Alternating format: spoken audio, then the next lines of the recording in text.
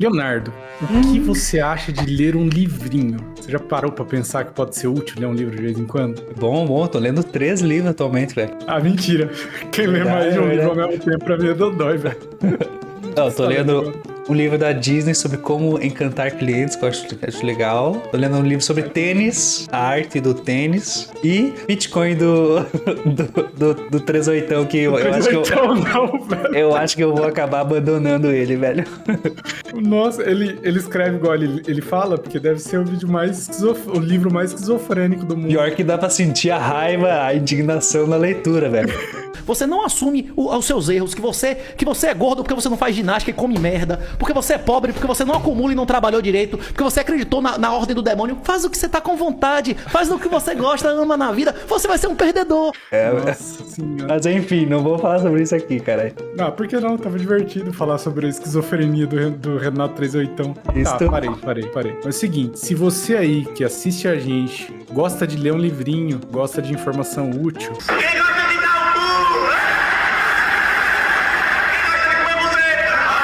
Boa. Acompanhe a gente, se inscreve no canal, deixa um comentário falando qual foi o último livro que você leu. Espero que não seja nenhum livro, tipo... Qual que era o nome daquela coleção? Coleção Vagalume, dos anos 90. E se for também, não precisa ficar envergonhado, tá? O importante é ler. Ler é a chave pra nós crescermos como pessoa. Muito bom, parabéns. É isso, vamos lá. O último vídeo nosso estourou um pouquinho a bolha aí e vieram vários questionamentos do porquê que a gente estava trazendo aquelas informações. E a gente questionamento? Vieram xingamento, velho. Cagando regra, falando que... Você pediu xingamento no fim do vídeo? O que você queria? Verdade. Falando que a gente não sabia nada, que a IA ia dominar o mundo, que a IA ia mandar o Exterminador do Futuro pra nos pegar. E tiveram... 99% foi positivo, tá, galera? A gente só é verdade. Obrigado. E, enfim... Obrigado vocês aí que comentaram, pelo que engajaram no vídeo. Espero mesmo que vocês tenham gostado. A gente se orgulhou de ter feito. Exato. E hoje a gente veio conversar com vocês sobre uma coisa que pouquíssimos desenvolvedores ouviram falar ou têm conhecimento, porque a grande maioria dos desenvolvedores hoje em dia eles foram criados aí a ferro e fogo, trabalham igual um maluco, vai pro mercado e nunca se aprofundaram em temas do passado ou artigos do passado que muitas vezes falam sobre o futuro também. Então é importante a gente conhecer esse tipo de informação. O famoso Go Horse, né? Não dá tempo nem de ler, só de puxar ferro. E às vezes não é nem culpa nossa, né? Às vezes o Go Horse vem por necessidade e aí a gente tem que acabar se informando de outras formas. E por isso a gente resolveu trazer aqui para vocês hoje um tema muito importante. Eu e o Léo foi atrás de um livro aí muito interessante que a gente deu uma lida breve. Não lemos completamente ainda temos que terminá-lo, que é o famoso livro The Mythical Man Month, do Frederick Brooks. Interessante. Ele foi escrito em 1960, por aí o cara trabalhava na IBM. Enfim, é um dos anciões aí da programação. E desde lá, ele impressionava todo mundo porque ele não falava sobre tecnologia em si, sim sobre todo o ecossistema, né, de times, de como desenvolver a tecnologia. E isso realmente, se tu ler muitas partes, tu vai ver que tudo que ele falou acontece até hoje. Muito interessante.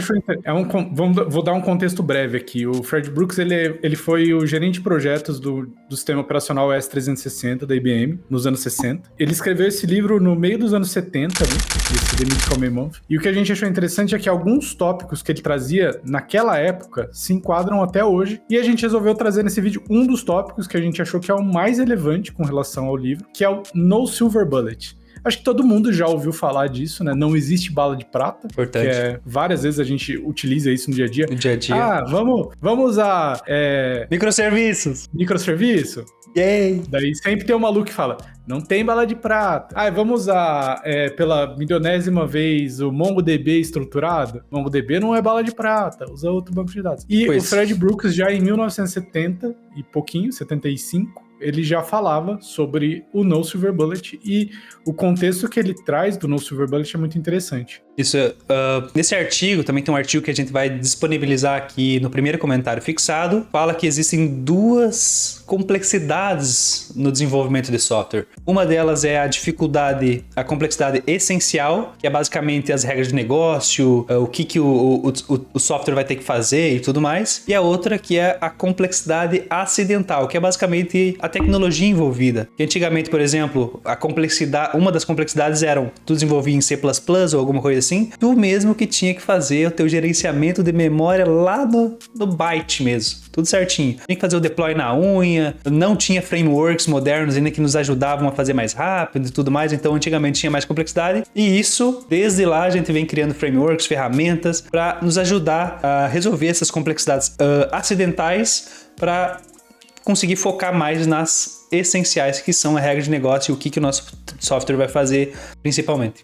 Imagina você, programador na década de 70, acho que na década de 70, acho que um pouco mais pra frente, né? Você é um programador da NASA, você tem que desenvolver alguma coisa. Complexidade essencial é de uma dificuldade absurda, é astronômica a sua complexidade essencial. Só que você tem um segundo problema, a sua complexidade ferramental, acidental e não essencial é absurda também. Você tem 1 KB de memória pra você programar um navegador pra pousar na Lua, tipo, é uma loucura, é um nível assim de complexidade completamente absurdo. E o Fred Brooks, em 1976, ele escreveu esse artigo do No Silver Bullet, evidenciando isso, que existem 2 complexidades, essas 2 complexidades elas são resolvidas de formas completamente diferentes. Na complexidade essencial, a resolução dela é muito mais humana.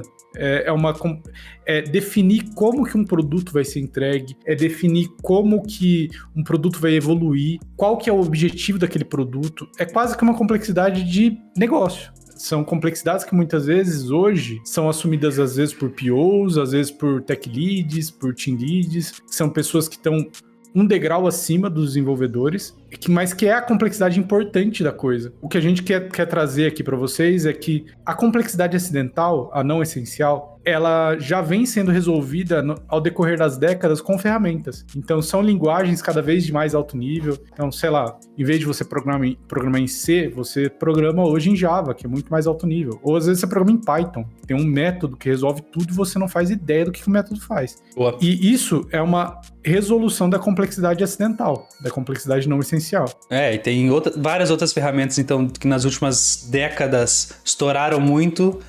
Por exemplo, Java Spring agora resolve muito dessas complexidades não essenciais. O Clean Code, que aí é umas regras que nos ajudam a escrever um código mais bonitinho, diminuindo a complexidade não essencial. Que mais? As IDEs com IntelliSense, agora tu pode ir lá dar o Ctrl espaço depois do Ctrl do ponto para saber exatamente os métodos que tem naquela classe, frameworks. Não precisa nem ir muito longe, né? A gente que é javeiro, se você pegar o Web Client e comparar com Fang, Fang é milhares de vezes mais simples. Mágico. É muito mais simples. Então, assim, a IA já agora, chegando... Exato, vamos na maior ferramenta de todas. A IA, ela vem principalmente para resolver a complexidade não essencial. Ela resolve um pouquinho da essencial? Resolve, dando insights, etc. Mas ela não resolve 100% do essencial. Mas a complexidade ferramental, a não essencial, ela resolve em grande parte. Hoje você não precisa saber profundamente como que funciona um Fang para você implementar um Fang. Você consegue implementar com uma IA. Contanto que você conheça a ferramenta, né? Porque não adianta você falar, implementa uma conexão com REST com o banco X, ela pode usar o Web Client, por exemplo. Mas isso é outro problema. Então, a IA é somente mais uma ferramenta que chegou, uma muito mais completa do que as anteriores, que acaba por resolver a complexidade não essencial, a complexidade acidental dos projetos de desenvolvimento. E lembrando uma coisa muito importante. No último vídeo a gente falou do passado, né, das promessas que foram feitas até 2025 e não foram cumpridas. Aqui agora a gente vai falar um pouquinho do presente, que hoje no presente a gente sabe que pode ser que a IA não atingiu nem 1% da sua capacidade, não sei o que foram vários dos comentários que teve, mas hoje ela é isso, ela é uma ferramenta que nos ajuda a resolver um pouco essas complexidades, principalmente as não essenciais. Mas o principal ponto de todo dev, que separa um dev muito bom de um dev ruim, Carabelo? Em 2 palavras, em 3, uma frase. Fazer o simples. Eu acho que esse é o principal ponto que diferencia um dev bom de um dev mediano para ruim. Conseguir deixar uma coisa complexa, simples e bem feita, né? Exatamente. E assim, a IA, ela veio para ajudar a gente no ferramental, na complexidade no essencial, ajudar um pouco na essencial. Ela não resolve nenhum dos dois 100%. Você falar que a IA resolve 100% do problema da complexidade acidental é mentira. E pior, ela às vezes ainda piora a complexidade não essencial. E isso é um paradoxo. Verdade. Porque ela vem como uma ferramenta que melhora a sua complexidade não essencial no projeto. E isso é tema de discussão da época do Fred Brooks, que tá no livro dele. Então, assim, ela melhora um pouco a velocidade no não essencial, mas ela piora na simplicidade. E isso pode ser que piore a complexidade não ocidental com o tempo. Então a IA, ela é cheia desses paradoxozinhos, assim, de tipo, você ganha de um lado, mas você perde muito do outro. Você ganha velocidade agora, mas você ganha complexidade no futuro. E isso é um ponto que a gente trouxe no último vídeo e a gente traz hoje de novo, que é muito importante as pessoas entenderem que toda vez que a gente troca complexidade no presente por velocidade, a gente joga essa complexidade pro futuro. Em algum momento no futuro, essa complexidade vai ter que ser resolvida. Todo dev que já trabalhou, que tem experiência, já sentiu isso na pele, né? É triste. Não precisa nem de IA pra isso, né? Quantas vezes a gente já não teve que fazer um projeto correndo, ignorando complexidades e dificuldades que a gente sabia que ia ter, pra ter que resolver isso depois no futuro. E o pior, né? Às vezes essas complexidades, elas se acumulam tanto, isso com a gente como dev, se acumulam tanto que chega um momento no futuro que a manutenção do código, ela se torna inviável. E daí aquele fluxo de vida do software, ele não existe. Ele é interrompido, porque vale mais a pena você começar de novo do que você tentar arrumar o que você já tem, sabe? O motor do golzinho fundiu tão foda que é melhor jogar o golzinho fora. Pegar o novo. É que o programador que nunca, lá pelos anos 2020 ou um pouco antes, nunca foi lá no Stack Overflow, acabou copiando um método ou uma solução para algum problema técnico e depois deu problema, e atira a primeira pedra, né? Tá, mas exatamente. E por que então? Por que a IA quase sempre, em 90% dos casos, ela escolhe fazer o fácil e não o simples, bem feito, que tu nunca mais vai precisar se preocupar com aquele código? Eu acho que antes da gente falar sobre isso, é importante a gente conceituar o que é o simples e o que é o fácil. Legal. E por que a gente tem que fazer o simples. Tá, então, vamos lá. Pra mim, um código fácil é aquele lá que tu faz de primeira, tu não revisa, acaba ficando acoplado em muitas outras coisas, fica uma classe de 1000 linhas, enfim, um código duplicado e acaba, né, dificultando muito tua vida. Não tem teste de Ou pode até ter teste unitário, mas é aqueles testes unitários que tu fez na correria, nem testa direito as coisas, só aqueles passou em passou em todas as linhas? Não nada. É 100%. Isso. E um código simples é aquele que tu realmente tem que, ou pelo menos no passado, tu tinha que analisar com calma, pensar em como tu poderia deixar mais simples, menos acoplado, com menos dependências. O que mais? Classes pequenas, de fácil entendimento, de responsabilidade única. All Clean Code. All Clean Code, All Solid aí, rapaziada. Exato. Basicamente é isso. E agora então, por quê? A IA só copia código fácil, duplica tudo, faz um monte de merda e a gente tem que ajudar. E daí eu vou pegar um cara que ele comentou no último vídeo, ele falou assim, se o código que a IA gera é uma bosta, e ela aprende com o código que tá na internet, quer dizer que o código que tá na internet é uma bosta? Sim, é isso. Exatamente, parabéns, acertou. É verdade. Eu não sei se todo mundo sabe como que uma LLM funciona em regras gerais, tá? Mas assim, em alto nível e de forma geral, ela tenta, com cálculos matemáticos, prever qual que é a resposta mais provável que seria dada para aquela pergunta. Como que ela faz isso? Ela faz alguns cálculos matemáticos, isso vai ser dado alguns milhares de milhões de códigos matemáticos. Esses códigos matemáticos vão gerar um score, ela vai pegar a resposta com o score mais alto e vai te dar. Esse score e essa resposta, ela é montada com base na média das informações que a IA tem. Não é com base nas melhores informações, nem nas piores. É com base na média. E a gente sabe que a internet, ela tá repleta de informações, ela tá repleta de códigos, tem infinitos códigos na internet. O problema é que a grande e devastadora maioria desse código é de péssima qualidade. Então a média da LLM é baixa, é uma média baixa. Por quê? Porque a média do código que a gente tem é ruim. Então não tem como você obter códigos de excelência da LLM sem supervisão, sem você supervisionar e forçar ela a evoluir aquele código até se tornar um código de excelência, de primeira. Porque é impossível para ela gerar um score muito alto para uma resposta que tem um score baixo, que a resposta ideal, o score dela vai estar lá embaixo, porque ela não está na média. Então, isso. Assim, esse é o primeiro ponto, tá? Que as pessoas não entendem e elas precisam entender. E isso não é um problema simples de resolver. Isso é um problema intrínseco ao modelo de LLM. Aí tem aquela pergunta, faz a pergunta clássica aí, Leonardo. Pergunta A clássica. pergunta de ouro. Eu vou fazer a pergunta de ouro pra você, então. Tá. Vamos resolver esse problema. Pega uma IA e treina ela somente com código de qualidade. Ah, legal. Aí já resolveu tudo, né? Mas o problema daí é ter uma quantidade de bilhões de códigos de qualidade para ela conseguir realmente treinar em todas as situações possíveis, né? Seria possível isso? Tem um outro problema, né? Que eu acho que é o pior. O problema é que ele tá acima desse problema que você colocou. O primeiro problema é importante que você colocou, que é... Quantidade. Não tem quantidade. Mas qual que é o segundo problema, que é o mais importante? Quem que vai dizer se é bom ou é ruim? Exato. Quem que Não vai tem falar? como contratar indianos?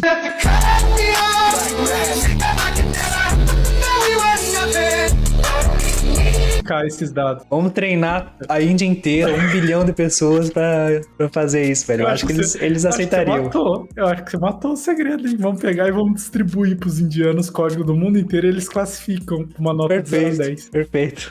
Mas enfim. Aí a gente treina a nossa IA só com código 10. 10. Mas enfim, por que será que então que ela sempre segue o fácil? Por causa disso. E também, a gente sabe que você aí, desenvolvedor vagabundo, também sempre prefere fácil. Também sempre prefere, por exemplo, ficar com uma garrafa de água de 8 litros na tua mesa do que levantar a bunda, caminhar 10 passos e pegar água da torneira ou da geladeira. Então é da natureza humana, não tem jeito. A gente acaba sempre criando formas de fazer uma coisa mais fácil possível em vez de fazer o simples, velho. E ela copia o quê? O comportamento humano, no fim das contas. Então, assim, ela vai copiar o comportamento da média. E o comportamento da média é fazer o fácil, não o simples, não o ideal, não o excelente. Então, assim, aqui eu acho que a gente já respondeu algumas perguntas que são perguntas que eu acho que a maior parte da galera que não entende profundamente o funcionamento de uma LLM não se faziam e não tinham as respostas. Aqui a gente está trazendo as perguntas essenciais para vocês e as respostas essenciais da coisa. Por isso que a gente acha que a IA, no momento, ela não tem a capacidade de substituir completamente um desenvolvedor. Talvez ela tenha a capacidade de substituir completamente um digitador de código. E aí, se você é um digitador de código, meu amigo, você tá fudido, tá?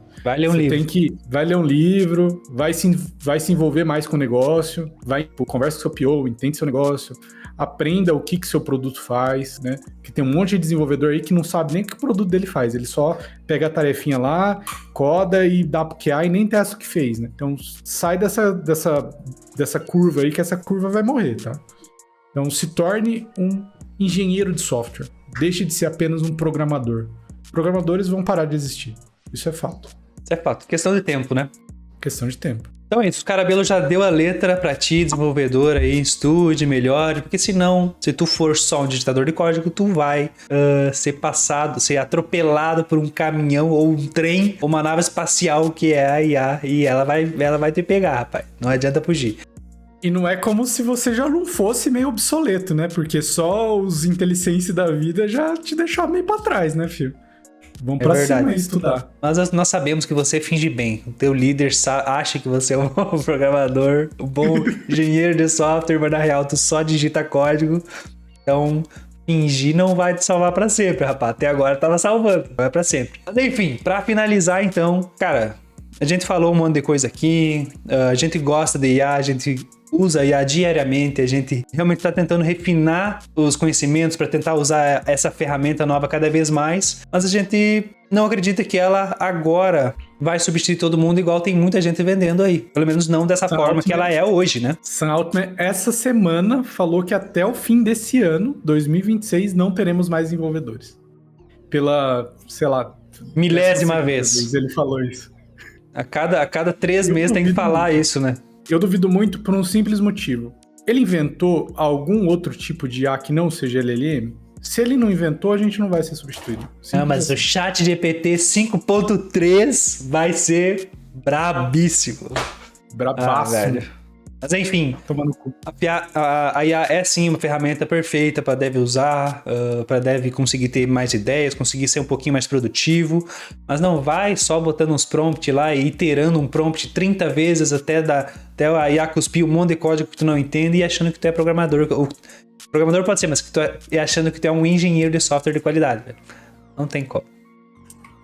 Não me vem com aquele código que você iterou 20 vezes e na última vez, na 21ª, você já tava de saco cheio, o negócio não funcionava, você escreveu, faz funcionar, pelo amor de Deus, e aí a IA te retornou um código que funcionava. Aí você vai olhar o código é uma bosta, ninguém entende. Tem 500 frameworks diferentes, tem 500 bibliotecas pro meio, tem método de 1000 linhas. Se você aceita isso como um código, se você manda isso para frente como um código de qualidade ou um código aceitável, você não tem o direito de se chamar de engenheiro de software. Você é, no máximo, não sei, você é um piloto de IA. Datilógrafo? Nem datilógrafo, cara, é porque o cara não teve trabalho de digitar, você é só um pilotinho de IA. É verdade. Se você é só um piloto de IA, você vai ficar para trás. Eu tenho certeza absoluta. E para finalizar aí, o primeiro ponto a gente não defende o não uso da IA. A gente não fala que a IA é ruim. A IA é muito boa, muito importante. Use, mas use com consciência. O segundo ponto importante a IA é uma ferramenta, e a gente trouxe o livro do Fred Brooks exatamente por isso. Como muitas outras, é uma ferramenta que reduz a fricção mecânica do desenvolvimento de software. E a fricção mecânica do desenvolvimento de software nunca foi um problema. O código para o programador, nos últimos 20 anos, ele não é um problema. Talvez antes de 2005 fosse um problema. Mas depois de 2005, a fricção mecânica, desenvolver o código, escrever o código, não era um problema. Você simplesmente podia copiar o código de qualquer fórum da internet, de qualquer Stack Overflow da vida, que você ia ter um resultado. Então parem de achar que trabalho de engenheiro de software é escrever código, porque não é. Entendam isso. A principal responsabilidade de um bom engenheiro de software é tomar decisões complexas que vão fazer bem para o negócio ou para o produto. E principalmente vão resolver a complexidade essencial que é as regras de negócio e o que realmente vai trazer benefícios para o cliente final, vai botar dinheiro no bolso. Então eu vou cravar aqui. Desenvolvedor vai acabar. Vai acabar. Mas engenheiro de software vai continuar existindo. Então, se torne um engenheiro de software. E é isso, galera. Com essa mensagem final, a gente encerra o vídeo. Deixa um comentário aí abaixo o que você acha sobre o assunto. Deixa no comentário também se você já ouviu falar da Fred Brooks, que eu duvido que a grande maioria de vocês tenha ouvido falar. É verdade. E leiam.